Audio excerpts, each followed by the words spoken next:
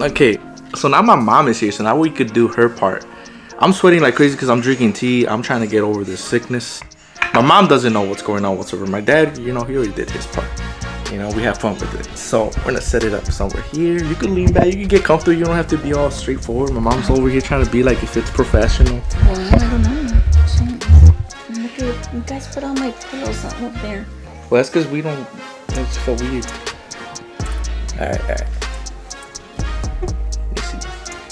I'm trying to direct it more towards you than me because it's, well, technically about other people.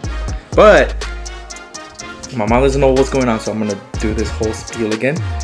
So we're like towards the end of Dia de los Muertos, and I got inspired by seeing other people's videos. Like I said, I don't think I've seen other people do this, but I got inspired and I had thought about it, like, what, maybe I should do this. I told my dad, I've shown the altar, I've shown it years in the past, so this time I was like, what, let me show the altar, but let's do something different.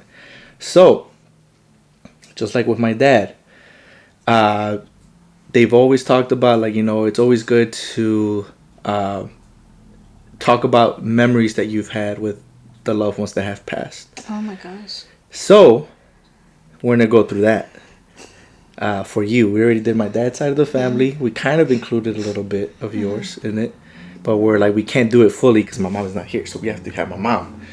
So for the first one, the question is, sorry guys, like my ears are getting clogged from whatever I'm sick with.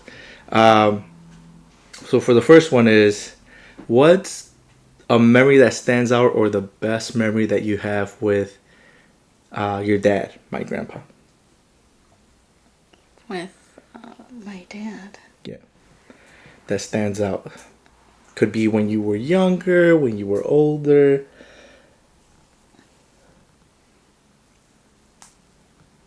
I don't know. I think the one that like stands out and like really like makes me laugh every time I think about it is when he was in the hospital. I mean, yeah, he was very sick. I know which one you're going with. He was very ill, and I took you guys, because we're gonna go shopping after that because it was spring break, and so he was in the hospital, and they went in to do psych evaluation, and so they asked them, different questions, like where was he at, if he knew what hospital he was in, and all these questions. And then they asked them, random questions because it was psych evaluation. So they wanted to see like how good his memory was. And so then they asked him who was the president of the United States, and he couldn't remember. He couldn't remember the name, and so he kept on thinking and thinking. He's like, what's the name? What's the name? And so he said, El Negrito. And so we all started laughing. I mean, it was also kind of embarrassing at the same time because the doctors who were doing some of the doctors that were in the room and doing the psych evaluation, they were African American, and so it was a little embarrassing. So we did apologize, on my dad's behalf. So I just told them, Dad, you don't say that, So I was like, I am so sorry. So they said, oh, no, it's okay. Even the doctor started laughing. So yeah, every time I think about it, presidents and stuff, I think about that time. Yeah, around that time it was when Barack Obama was president, and that's why he kept on saying that Negrito, right? He couldn't remember his name. And yeah. You said that, and then I still remember too. He was just like, "But am I wrong though?" Like, I'm not wrong. It's like, well, technically, I guess you're not wrong. But there was that. Just like how I did with my dad, I'll say my memory that I have with him. There's so many memories that I have with him. Um, there, there's two of them technically. My mom, because I had made a joke yesterday about it. Oh, I know. For the ofrenda. But there was one time. This is when we still had, like I said, we had the dogs and all that. And my grandpa, it was a weekend. He decided to come and cook with my grandma. Um, so my grandpa would, like, once in a while, like, he would come and, like, cook for us, with my grandma. The one thing I will say, if my grandparents argued, the food was going to come out amazing.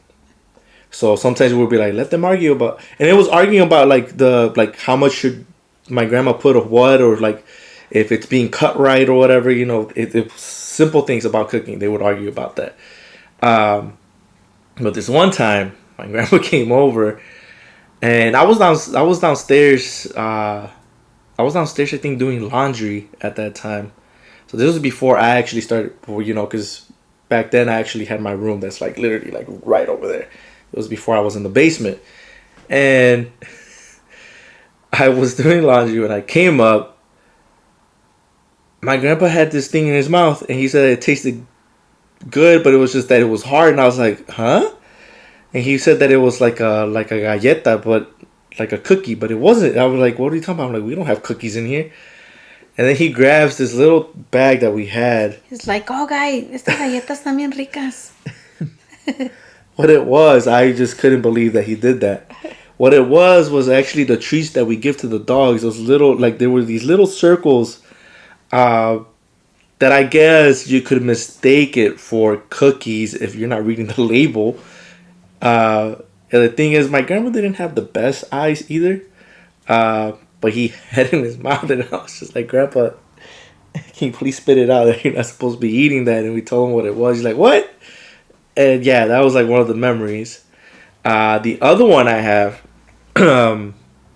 is actually, you see, it's kind of hard to pick a lot of them because I have plenty of them. But the other one would probably be when it was this all happened in one night.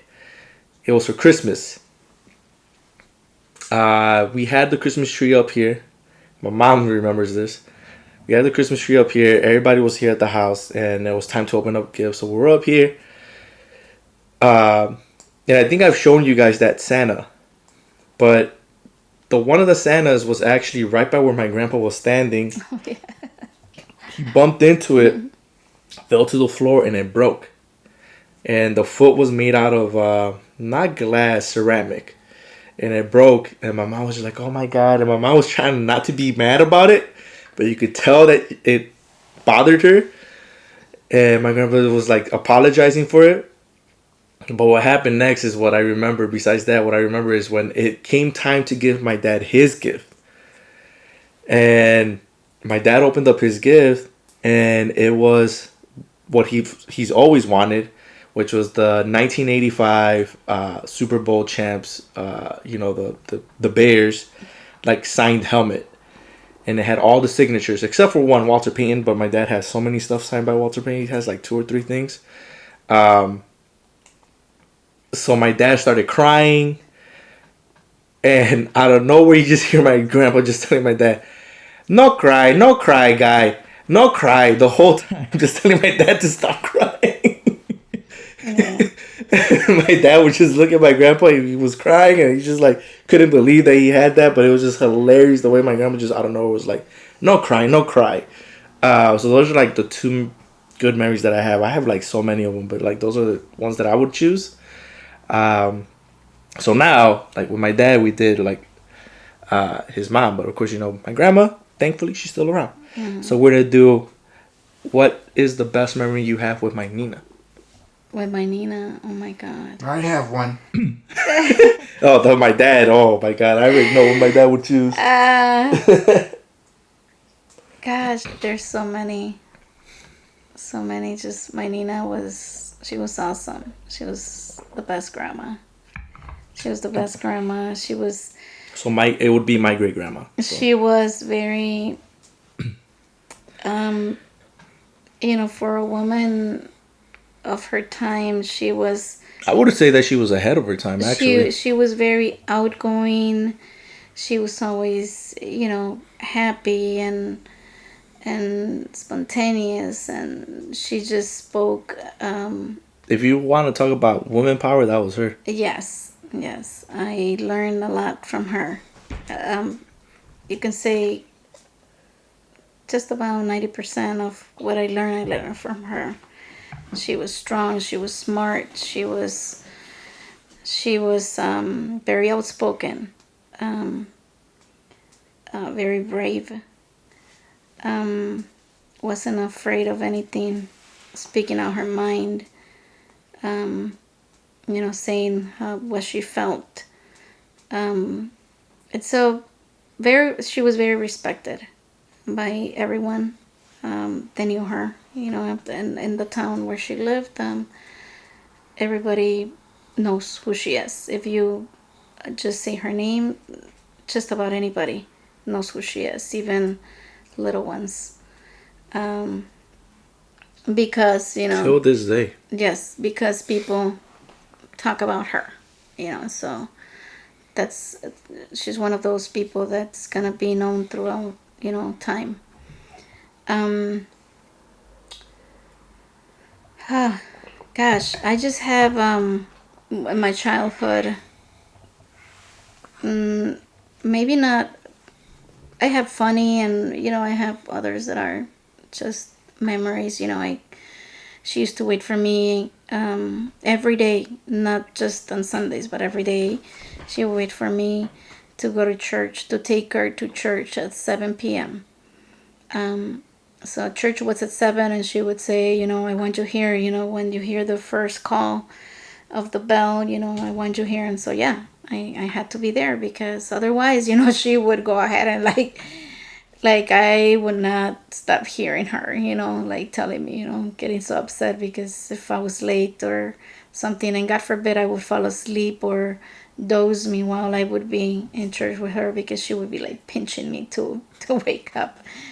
But yeah, I learned how to pray, um, because through her, because I used to go to church every day with her. Um, Yeah, you guys heard that every day, not just Sunday. Yeah, it's just not Sundays. It was every day at 7 p.m. sharp. We were in church. And we were sitting in front row. Okay? So, yeah. Um, she was um, those type of women, that love to cook for us. Um, that's one of the things, that my grandma, um, she loved cooking for us. She would call, and once we came here to the U.S., to Chicago, she would call, and she would say, when are you guys coming? When are you guys getting here? And once, I would tell her, oh, Nina, we're getting there such time, such day. She would say, okay, okay, okay, mija, that way, um, I can be ready waiting for you guys. And she would she would wait for us. No matter what time we would get there, she would be waiting for us, sitting on her little chair outside her door. It didn't matter what time. And there would be food waiting for us. Was it in the morning? It was chilaquiles, which were like her chilaquiles. I've never tasted any chilaquiles like the one she would cook for us. Um, if it was in the afternoon, she would have some caldo de pollo, chicken soup. Or if it was at nighttime, she would have, a different dish. Whatever we wanted, pozole or enchiladas, whatever, she would have it ready for us. Um, and she just loved, cooking for us and making us happy. And she was happy. It didn't matter, her age. She cooked to the last day. She was 96 when she passed, and she cooked like I heard, even on the last day that she was there, because she didn't she wasn't ill for a long time or anything like that. The day that she passed away, she just lay down and she said, just rub my back and hug me. She said to my brother and my mom, and she just fell asleep. But yeah, then one thing I admire about her is that she would give us her blessing, and she would make me laugh because she would say, she would tell me that she would be going with her hands, just praying, and she's like, "Oh, mija, I just stand by, on the second floor, and I just look to all the sides, and I just start, just with my hands, all over the place, just blessing and les doy manoteadas por todos lados, just because I don't know where Chicago's at, so I just point to everywhere." So yeah, so I love her prayers. The way she would give us her blessings, it was it was like, I don't know, I've never heard anybody giving blessings like her. I think I still have a recorder, and I need to have it transferred to a USB or something like that, because it's in my wedding video. That was when she was blessing me when we were gonna get married. And so yeah, those are some of the anecdotals.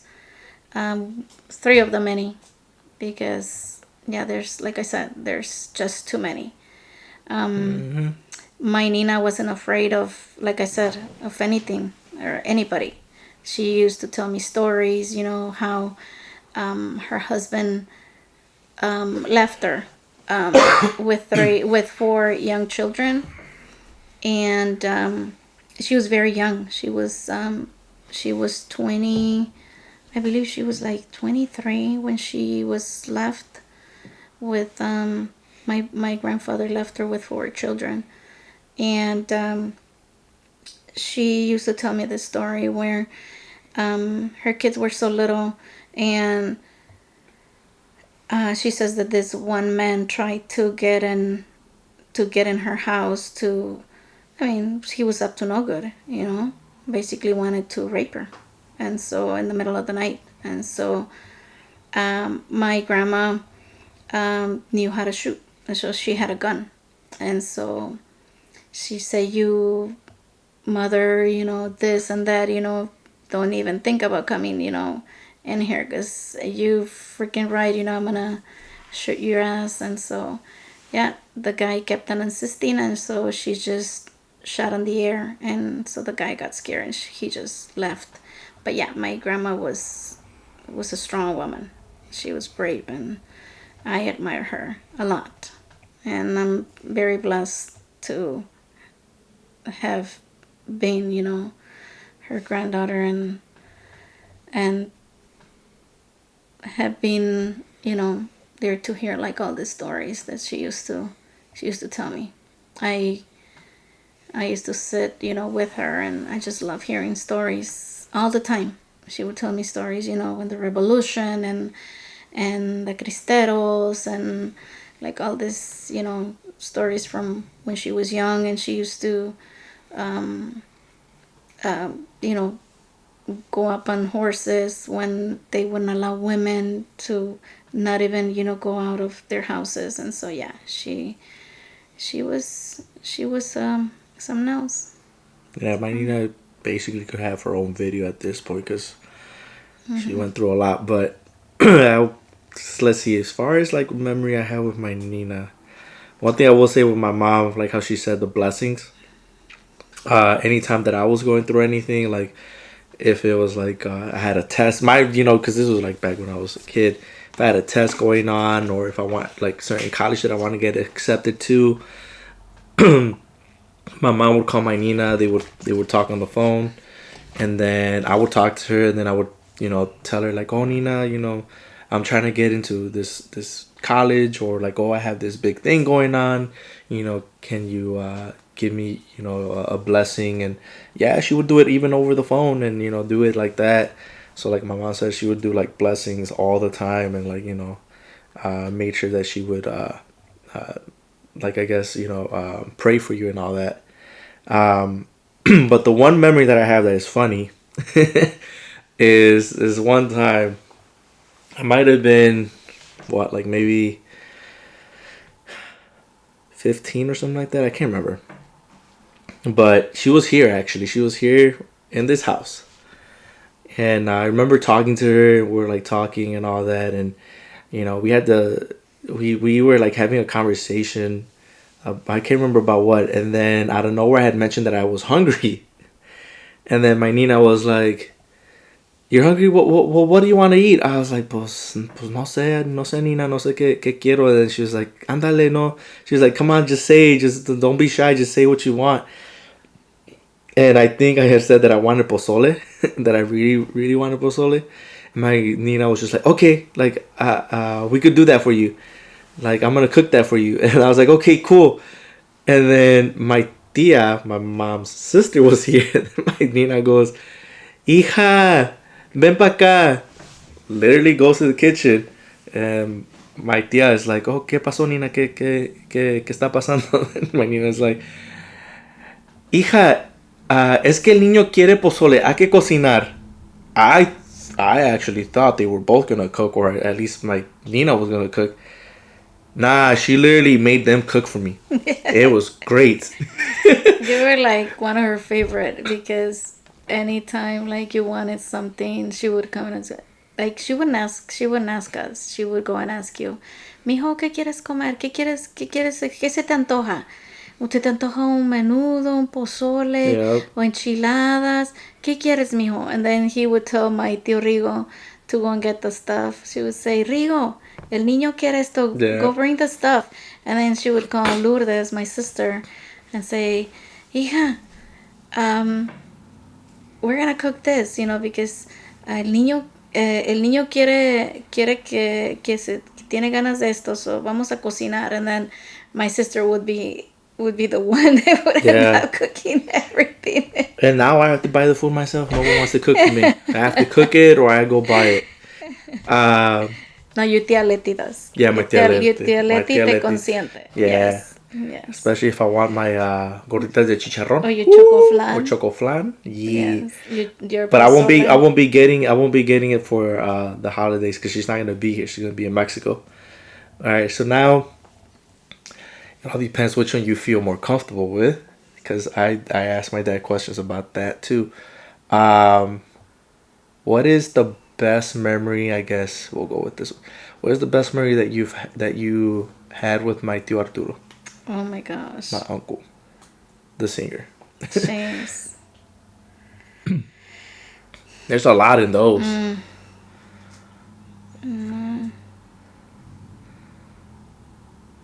I guess, jeez. I'm trying to think for mine. Which one was mine? There's so many. Because like he was my godfather when he like showed up to, when we went to the restaurant at what was that called? Lalo's? No, not Lalo's. Concordia? Mi Tierra. Oh, Mi Tierra. We went there for my what is that, first communion. There's that one for me. There's also the time that he took me to the movies for my birthday. That's one thing. My uncle made sure that he was there for a lot of people, all the time. Mm-hmm. He even helped us build the basement downstairs. My dad remembers that too, right, guy? Mm-hmm. And at that, this was like entre tocadas. This is like between him, like going from like one gig to the other. He would come home here and he would help us like build the basement. So downstairs, there was blood, sweat, and tears. Literally blood, sweat, and tears that happened. My dad could attest to that because he literally put a whole nail through his finger. And there was tears coming out just for a little, like 1 or 2 seconds. Tears came out, and then after he's like, "I'm machito." what else do I have? My tío. There's even been times where like my tío, like I don't know where he would jump on my bed, cause his room was right next to mine, so he would go and jump on my bed and try to play fight me. You go, you big guy. Yeah, he would try to play fight me a lot. That was when I was in college. But yeah, there's a lot of them with him. Yeah, like I have memories, when we were little kids. We were always very close. So, since we were little, so um, I guess one of the ones that sticks, all the time is um,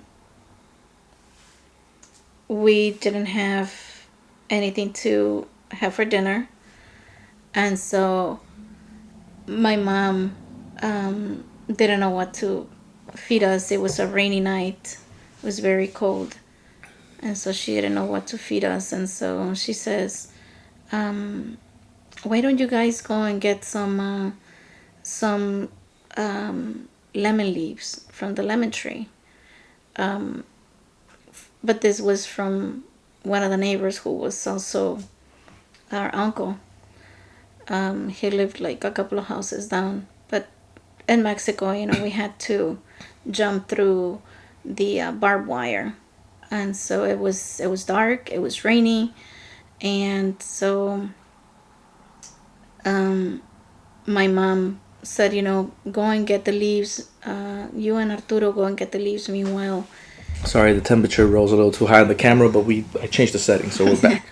yeah. So then my mom said, so you and Arturo go get some leaves from your tío Gabriel's lemon tree. Meanwhile, I put the water to boil, and so it was pouring outside, and so Arturo, we were so little. Arturo was like, "Come on, mijita, let's go." And so I was like, "Wow, but it's so dark." And so he's like, "It's fine, don't worry about it, I'll be going with you, so don't worry, it's fine. Nothing's gonna happen to us because I'm going with you." So yeah, so we went and we're jumping through the barbed wire, and we got to the tree, cut the lemon leaves, and we're like over here so scared because it was so dark and it was nighttime, and it was pouring, like I said, so we got back, and oh my goodness, we were soaking wet. And not only that, but then our legs were like, especially mine, because I was not too good on jumping through the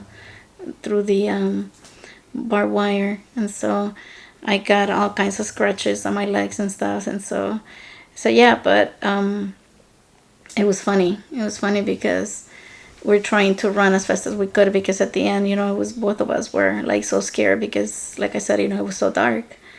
And so another one that I have with them,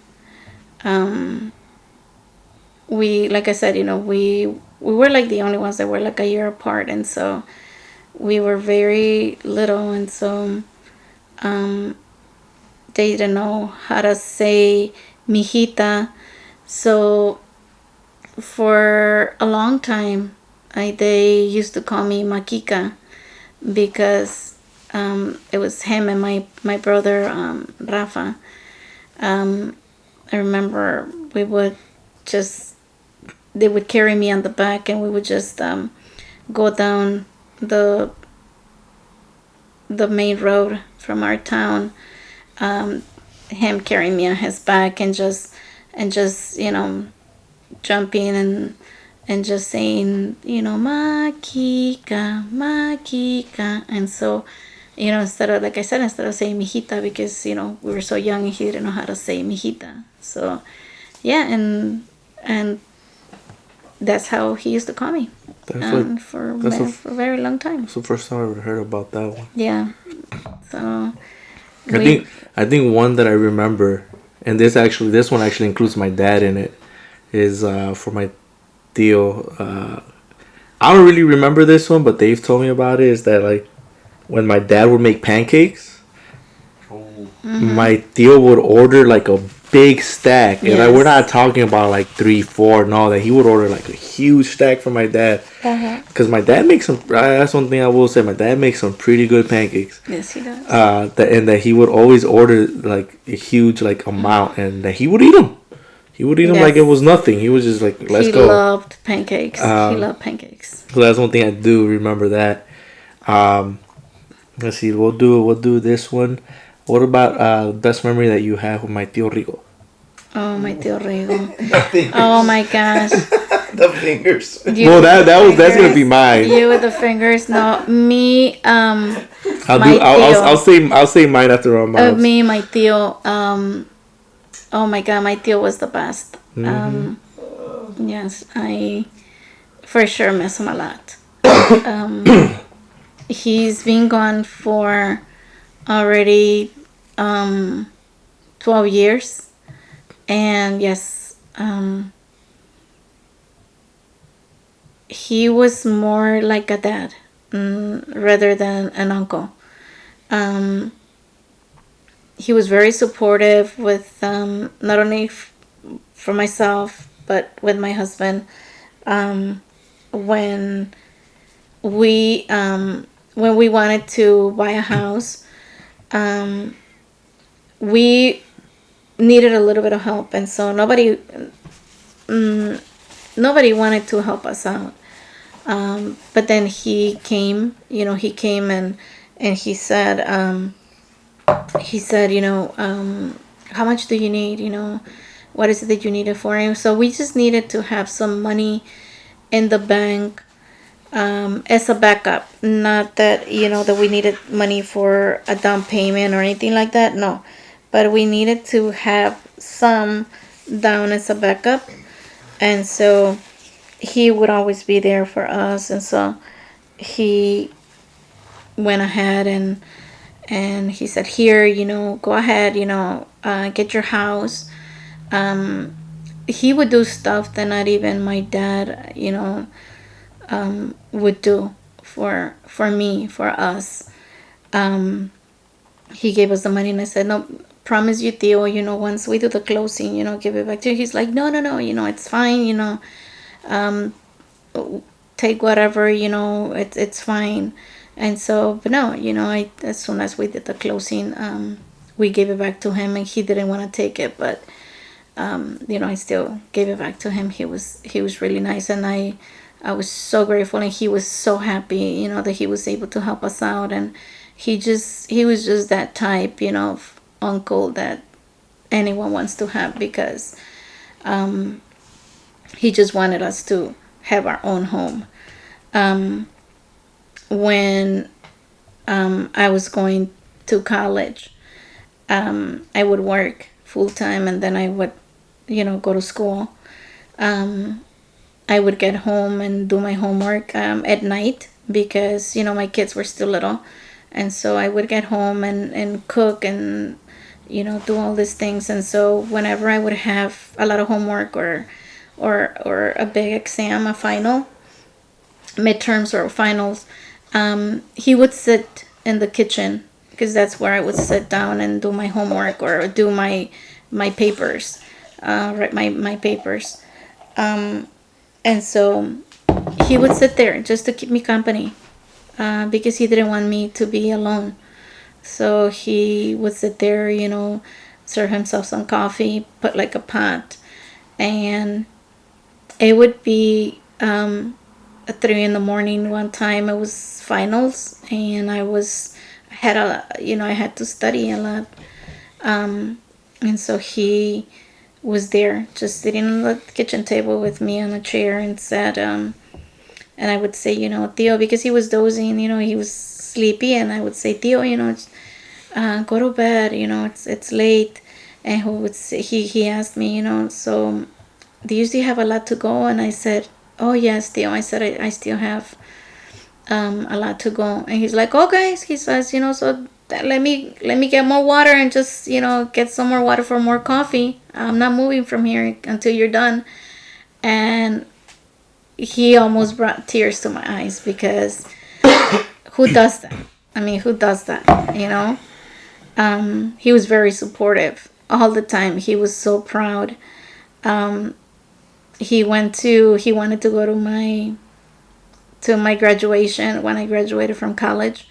Unfortunately, he had a lot of issues with his hip, um, because he needed a hip replacement, and so there were stairs, and he couldn't walk up the stairs.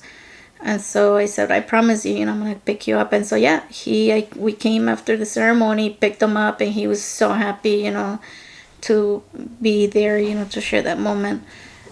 We took him to the restaurant, and we had a couple of drinks there to celebrate, my graduation. Also for my kids, he was always there. He loved that my kids were going to school and were doing good, and he was always so involved with them. Like I said, he was more like a grandpa. He acted more like a grandpa to my kids than an uncle. Yeah, I think for me, he ended up buying me my college backpack. The tools, remember that? Which actually I still have that backpack. I still have it with me. I haven't gotten rid of it. I still have it with me.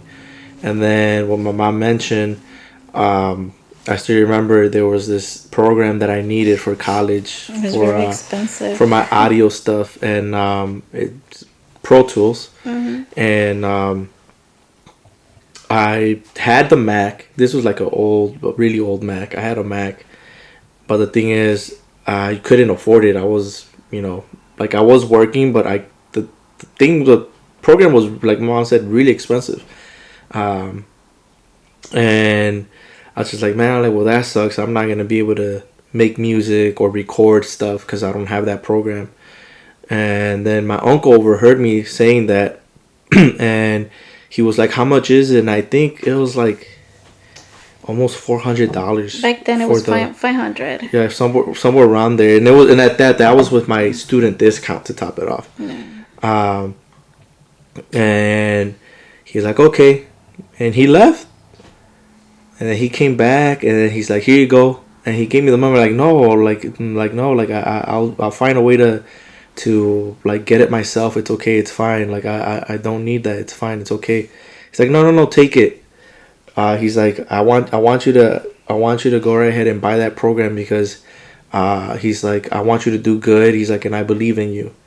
And I was just like, are you sure? He was like, yeah, no. I was like, okay. He literally gave me the money, and that day he drove me to my school where they sold the program. Mm-hmm. And I bought it, and then I came back and installed it that same day. But the one story that I have that's funny that my dad was mentioning, I was there for this. My dad was there for this. We had gone to the Garra. We've gone to CarMax. Was that CarMax? Because I know we had gone to the Garra, and I think we were like going around that day. We were like everywhere that day. But at some point, my dad had this what is it, a Ford Caravan, right? No, Ford Explorer. No, it wasn't the Ford Explorer, because remember it was the sliding door. Yeah. Oh yeah. Yeah. It was the Mazda. No, it was the red one. The Ford Windstar. Was it the Ford Windstar? So it was the Ford Windstar. I still remember the color was like a dark red, almost like burgundy, kind of. And it was me, my tío Rigo, my dad, and then my tío Beto. So it was 4 of us. And we had gotten back from the store. My dad got in the driver's seat. And then my tío Rigo opened up the door for me, so I went through first. And then he sat down, and then Tío Beto goes and grabs the sliding door and closes it. Thing is, my uncle, he had his hand like on the door, so like where the door was gonna go into, my tío had his fingers like that. Like uncle, so my tío Beto closes the door, and I don't know where my tío Rigo goes, mis dedos, Beto, mis dedos, and my Tío Beto got so scared he unlocked the door again. He's like, mis dedos, ah. And my tío Rico's grabbing his hand like this, right? Oh, mis dedos. And we're all, even my dad turned around like, what did you just do? And then my tío Rigo's like, no hombre, Abel, no, mis dedos, me agarró los dedos con la puerta. And all of us were like in panic mode. When my tío Rigo takes off his hand like this, it was the hand that he has like the missing fingers. He played a joke on all of us. Making us think that damn, like he just cut his fingers off. And no, it just so happened that it was just the hand, and he had covered it. He was smart about it. He covered it. It was like this the whole time.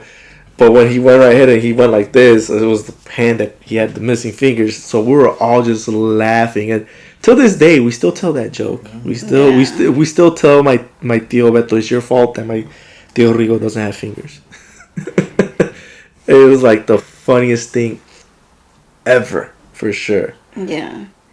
The other story that the other one that I remember is the first time that I went back to Mexico. Because we came here when I was 10 years old, and so we went back for the first time.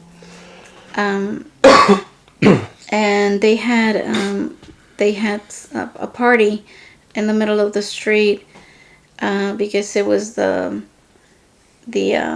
fiestas from Rancho, and so my tío was so happy and was so proud that I was there, and he just, I don't know, I guess he wanted to show me off, and so they started playing this one song, and he loved music, but I didn't know that he knew how to sing, how to dance, and so they started playing this song, voy a un rinconcito en el cielo, and so he took me out he's like, oh, come here, come on, let's go out to dance, and so he grabbed me, and I started dancing with him, and I looked at him, and the way he was just like dancing and looking, like so proud of,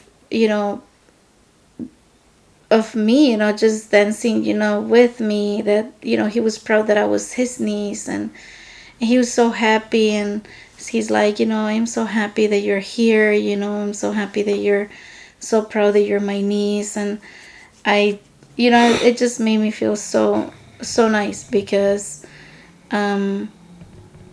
I guess, hardly anybody, had told me that, from the family. And so, like I said, he was always like really nice, and very proud of us, and everything that we used to do, he would be like our biggest fan. And so, I think that's like one of the things that I miss about him, that he was always very supportive of all of us for everything. He always said, don't worry, everything's gonna be fine, I believe in you, like my son was saying, I believe in you, I know everything's gonna work out good, and I'm praying for you guys, and you guys are good people. And so there was just a way of him making us feel so good, and believe, that everything was gonna turn out okay. And so yeah, my uncle was the best. All right, so now we're gonna try to bring my dad back in here for one more. I know nothing. What for you guys? What is the memory? And I'll turn the camera over once I ask the question. What is the one good memory, best memory that you had with my tío Nabor? Just because I've been staring at this picture from here. That's adult talk right there. There's a. I already have mine in mind. So. Well, there's a gay guy in my hometown, and we got into just jokingly around, supposedly fighting over him. So every time we would not bump heads, but see each other, we would start, just like bullying each other about, whose property was that gay guy, mine or his. Since he stayed more in the town, I would say he claimed more than me, but it was the joke. I mean, memory wise. Oh no, you know what? The best one when I first started going back to my hometown. I used to love to just be out in nature, so I would go out with him. He had cows, and he would bring them out of the corral and take them out to a different area to feed and that. And I remember I would go with him, and he would be taking the cows out of this corral and then walking them up. And there was I don't remember exactly the name of the cow, but there was one cow that stubborn, wouldn't listen to him, and the cow wouldn't move and this and that. And he would get so pissed, and he would start yelling at the cow, calling her all kinds of names. And I remember the cow still faced him like no fear, until el compadre Nabor just grabbed a rock and hit her right on the head. And that's when the cow, reacted and said, "Oh shit," and then started moving. But I don't know, he treated those cows like if they were human, Yeah. and kids and this and that. And it's a good memory. And memories as far as every time if you walk with him throughout the town, he was a very jolly person. Whether it was a kid, adults, elder lady, elder man, he would, hey, good morning, and he would joke around with them, telling them stuff and this and that. And I mean, he was known as like the joker of the town, but he was well respected in a way. So those are good memories of him. And my memory with him was this one time that we went to Mexico. My aunt was just like, "Oh, like you're hungry?" I'm like, "Yeah, I'm hungry." And it was during summer, and she was like, "Yeah, like we'll make you un caldo de pollo." And I was just like, "Damn, like caldo in the middle of summer is hot right now. It's really hot." And they're like, "No, it's fine. It's no big deal." And the thing is, they had a bunch of chickens running around, on their property. And I still remember my brother was with me too. We went out, and my aunt told my uncle like, "Oh, they want caldo de pollo, so let's get chicken. Like we're gonna get the chicken." I was like, "Huh?" He's like, "Yeah, like we're gonna get the chicken." And I think they had told us like, "Oh yeah, like you just have to catch them first." I was like, "Huh?" I thought that they were gonna go buy chicken. I didn't think they were gonna get the chicken that they had there.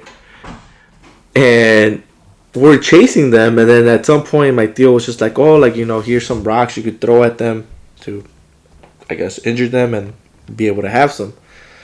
Some point, was able to catch one, and I thought, the way that they were gonna end their life was gonna be a little different. But no, the way it happened was that my uncle went and grabbed it, had it like this, started petting it, right? And then out of nowhere, he grabs the neck, and then, boom, just like twist it and pulled it. I was kind of traumatized for a while. After that. I was like, what did I just see? This is not how I thought it would happen. So that's like the memory that I have with him. But yeah, like it was wild for me, like I said. But yeah, like everyone that has passed away, I have like great memories with them, with every single one of them. So right now, what I'm gonna do, is show you the people that we talked about, because I just went over the altar real quick, but I'm gonna show you each person that we talked about. We could have continued talking about every single one of them that's up there, but this video would be super long. We'll probably do some for next year. We'll do different people and stuff like that. But here we go, look. So the one we just did was my tío Nabor.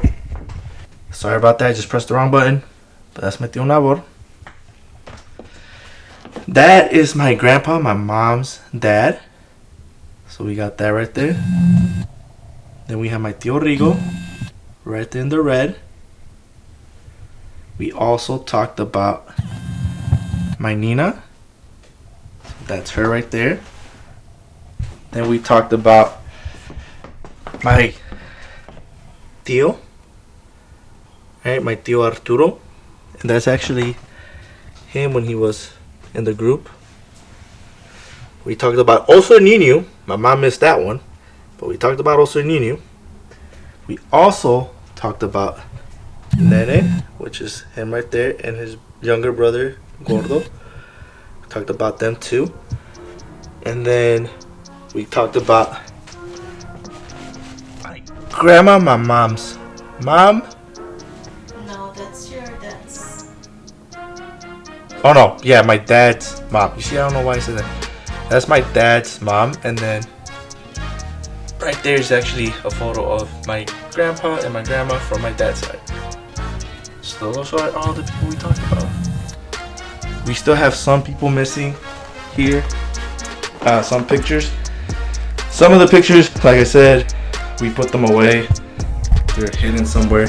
You have to look for them. But hopefully you guys enjoyed this. You guys enjoyed your Dia de los Muertos and have some great memories with your loved ones. And just continue to make memories with the people that are still here. So, with that being said, Feliz Dia de los Muertos, and I'll see you guys later. Bye, Mama.